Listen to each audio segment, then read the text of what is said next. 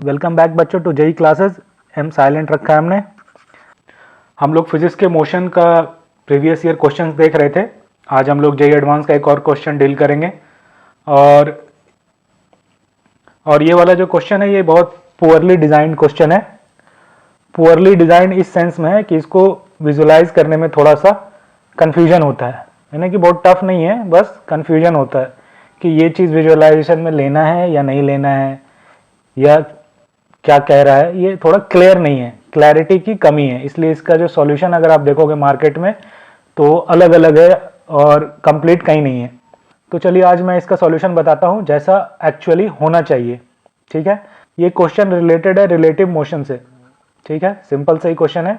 इसमें क्या दिया हुआ है कि rocket is moving in a gravity free space with a constant acceleration of 2 metre per second square along positive x direction, यानी एक हॉरिजॉन्टल डायरेक्शन में जिसमें कोई ग्रेविटी नहीं है। ये एक रॉकेट है जो 2 मीटर पर सेकंड स्क्वायर के एक्सेलरेशन से मूव कर रहा है। The length of a chamber inside the rocket is 4 metre. एक चैम्बर है इस रॉकेट के अंदर जिसका लेंथ है 4 मीटर। ठीक है, a ball is thrown from the left end of the chamber in positive x direction with a speed of 0.3 metre per second. दिया हुआ है कि एक बॉल को थ्रो कर रहे हैं लेफ्ट से और इसकी वेलोसिटी है 0.3 metre per second relative to the rocket.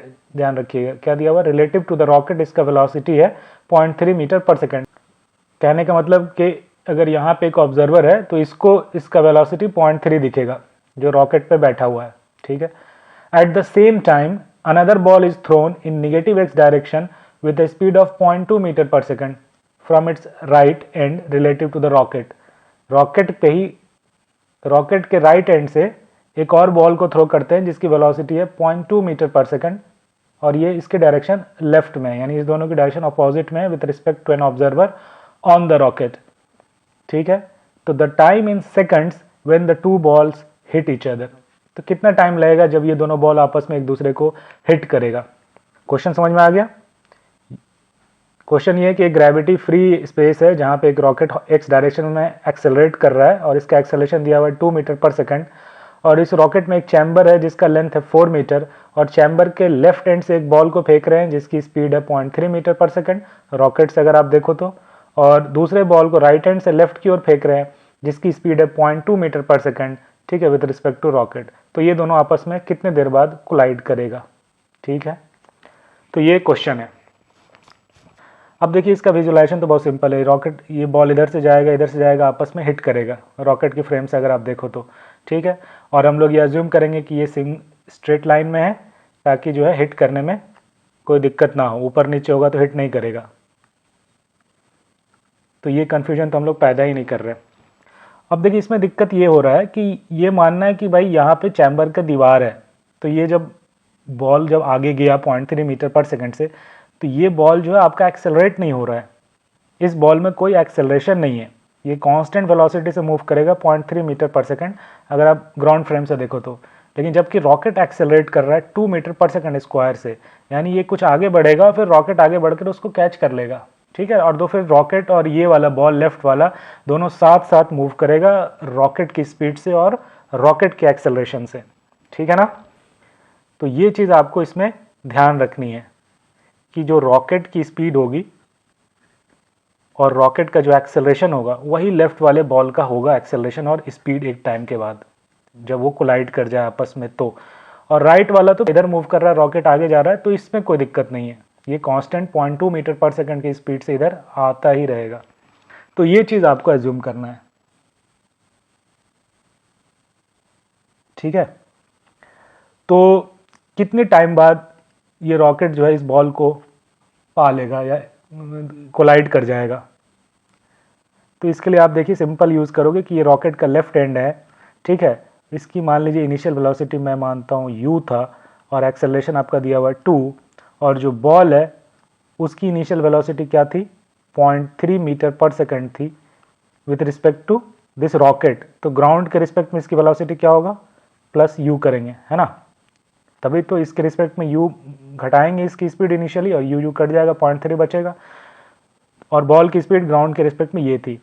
अब मान लीजिए t टाइम के बाद ये रॉकेट इस बॉल को हिट करता है या कोलाइड करता है या दोनों साथ हो जाता है।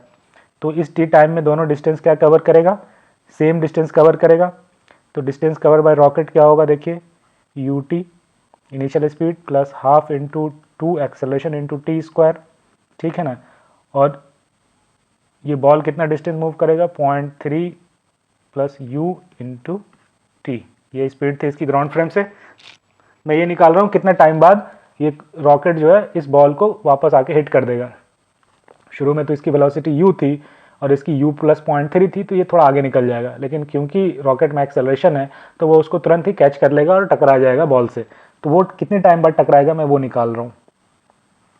ये बहुत ही सिंपल इक्वेशन, यहाँ से आप टाइम आराम से निकाल लोगे। देखो यू टी कट गया, हाफ हाफ कट गया, एक टी स्क्वायर और एक टी कट गया, तो टी बराबर सीधा आ गया 0.3, ठीक है ना।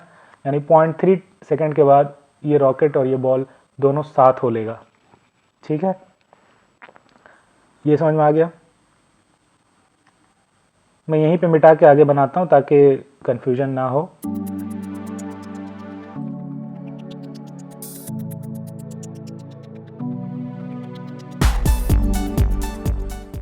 ठीक है, अपन ग्राउंड फ्रेम से देख रहे हैं, तो इसकी वेलोसिटी थी बॉल की u प्लस 0.3, रॉकेट की t इक्वल्स टू 0 पे वेलोसिटी u थी, एक्सेलरेशन 2 मीटर पर सेकेंड स्क्वायर।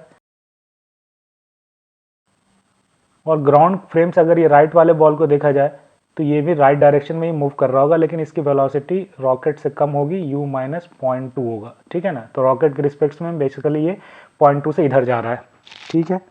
तो ये ग्राउंड फ्रेम से हमने बना दिया। और उसके बाद हम लोगों ने ये भी निकाल लिया कि भाई t इक्वल्स टू 0.3 सेकेंड के बाद, ठीक है, ये रॉकेट फिर से इस बॉल को कैच कर लेगा, कोलाइड कर लेगा, और उसके बाद ये वाला बॉल और ये रॉकेट दोनों साथ साथ मूव करेंगे, ठीक है। इस 0.3 टाइम में ये बॉल कितना मूव कर चुका होगा डिस्टेंस, वो होगा 0.3 इंटू 0.3 यानी 0.09, ठीक है ना। यानी ओरिजिनल पोजीशन से, यानी यहाँ वाले पोजीशन से ये 0.09 आगे बढ़ चुका होगा। यानी इसका नया पोजीशन अगर बनाएं रॉकेट प्लस बॉल का तो कुछ ऐसा हुआ होगा, है ना, कि लेफ्ट हैंड जो है ओरिजिनल वाले पोजीशन से कुछ मूव कर चुका है, ठीक है। मान के चल रहा हूँ कि u अभी 0 था, ठीक है ना। तो ये क्या हो जाएगा, ये डिस्टेंस 0.3 इंटू जो स्पीड थी रॉकेट की, ये बॉल के विद रिस्पेक्ट टू रॉकेट 0.3, यानी ये होगा 0.09। ये बॉल जो है 0.09 डिस्टेंस आगे मूव कर गया होगा और रॉकेट भी उतना ही डिस्टेंस मूव कर गया 0.09 टी टाइम में, 0.3 सेकंड में, दोनों फिर से साथ हो गए हैं, ठीक है।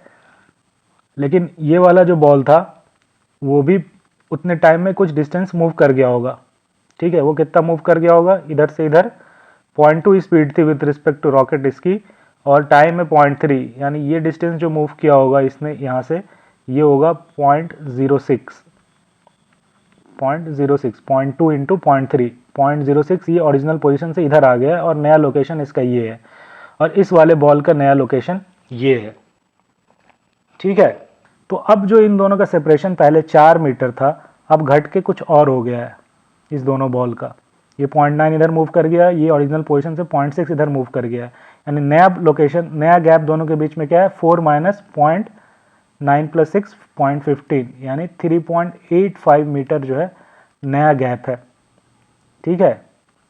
अब ये गैप कैसे कवर होगा, ये वाला बॉल तो रॉकेट के साथ मूव कर रहा है, इसकी स्पीड ओरिजिनली तो 0.3 थी, लेकिन जैसे ही ये रॉकेट से टकराएगा इसका स्पीड अब वही हो जाएगा जो रॉकेट का स्पीड था, और रॉकेट का स्पीड क्या हो जाएगा 0.3 टाइम के बाद u प्लस ए टी, है ना, यानी u plus 2 into 0.3 u plus 0.6, ये हो जाएगी इस बॉल की स्पीड, इसकी भी स्पीड यही हो जाएगी। तो यानी अब ये 0.6 से इधर मूव करेगा और ये 0.2 से इधर मूव कर रहा था, ठीक है। और साथ में इस वाले बॉल का एक एक्सेलरेशन भी होगा 2, क्योंकि ये रॉकेट के साथ मूव कर रहा है। समझ में आ रही है बात।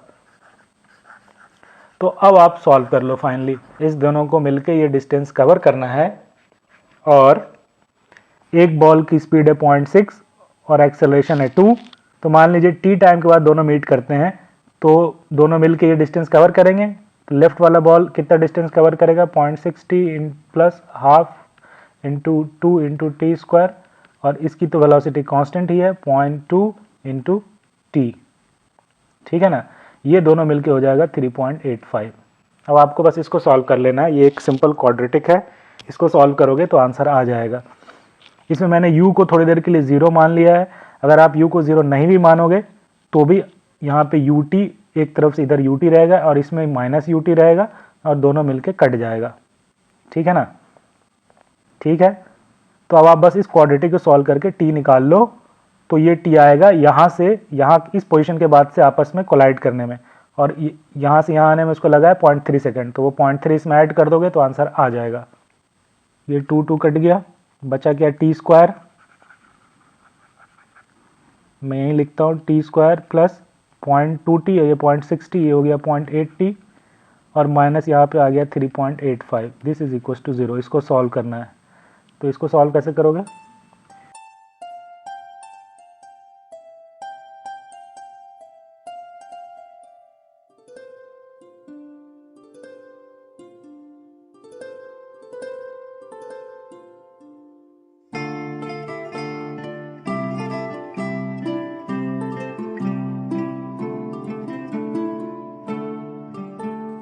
तो ये क्या आ जाएगा 2, ऑलमोस्ट इसका स्क्वायर रूट 2 आएगा, 2 में से 0.4 गया तो 1.6 सेकंड ये टाइम निकल के आया यहाँ के बाद से इस दोनों को हिट करने में, और इससे पहले 3.3 सेकंड का मूवमेंट हो चुका है। तो यानी टोटल टाइम टी क्या हो गया 1.6 प्लस 0.3 1.9 सेकंड, ठीक है। तो ये होगा आंसर और ऐसे बनेगा। तो आई होप कि आपको ये क्वेश्चन पूरी तरह समझ में आया होगा। और इस क्वेश्चन में फ्लॉ है, क्लैरिटी नहीं है, क्योंकि यहाँ वॉल से हिट करने के बाद वेलोसिटी को चेंज करना है या नहीं करना है, ओरिजिनल रहने देना है, ये सब क्लियर नहीं है। तो विजुअलाइजेशन में थोड़ा दिक्कत हो सकता है, लेकिन अगर अपने को रियली में करना है तो ऐसे ही बनाना होगा।